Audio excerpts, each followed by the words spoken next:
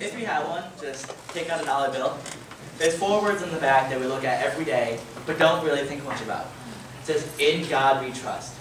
Have you ever thought what it actually means to trust in God? Yes. There you go. Trust is defined in the Webster's Dictionary as the firm belief, reliability, etc. in another. I believe that putting your trust in God is believing God to do what He says He will do, and to be who He says He will be, and a belief that grows the more you know God, and the more you know about God. And the more you trust in God, the less you have to rely on yourself. You cannot trust in God without taking reliability off yourself. The nation of Israel in the book of Judges is a prime example of this. They kept putting the trust in God and taking it out of God, and putting it in God and taking it out of God. And every time they put their trust in God, they prospered. God delivered them from anyone who has conquered them, and He just made life great for them. But every time He did this, the nation of Israel thought they had something to do with it. They didn't think that God had anything to do with it, so they kept doing whatever they wanted.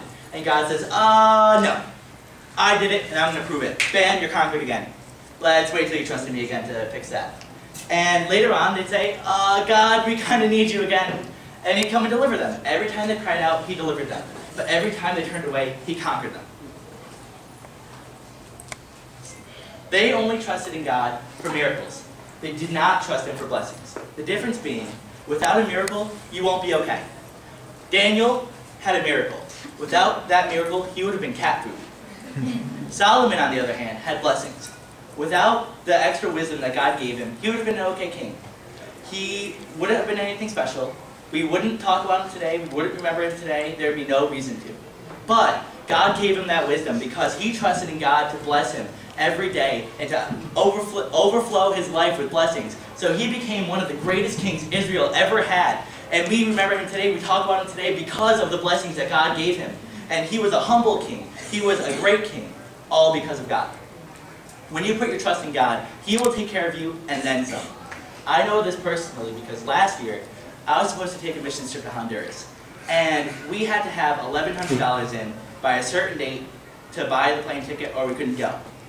And I walked in that Sunday morning with only $600. I had no idea how it was going to come, but I trusted God was going to deliver it. In between services that morning, a woman came up to me and handed me a check for $500 on the dot what I needed to buy that plane ticket. And I went on to raise more money than anyone else to go on that trip so I could help that missionary prosper more and more because I trusted in God that He would deliver for me. David trusted in God. His own son turned his people against him, wanted him dead, tried to take the throne from him. His own son, his flesh and blood. And instead of being in despair, instead of just saying, all right, go ahead, kill me, I'm done, he trusted in God when he was on the run. He trusted God would deliver him, that God would protect him. When people were hurling insults at him from hills, his bodyguard wanted them dead. He's like, you know what, David? You say the word, I'll go up there and kill them. You're their king, they have no place to insult you like that.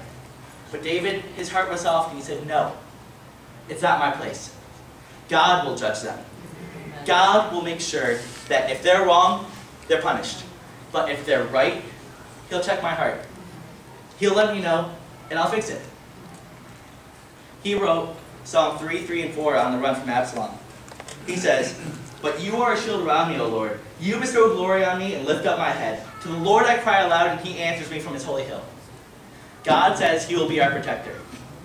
He says He will be our provider. He says He will be our deliverer. And He protected David. And He delivered Daniel. And He delivered, and He provided for me. And when you put that trust in God, it changes everything. Because without God's protection, David would have been a dead man. Without God's deliverance, Daniel would have been cat food. Without God's provision, I would have been stuck at home ministering to nobody but my TV.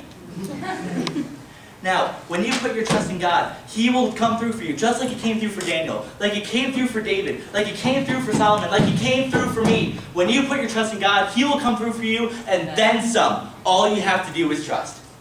Thank you.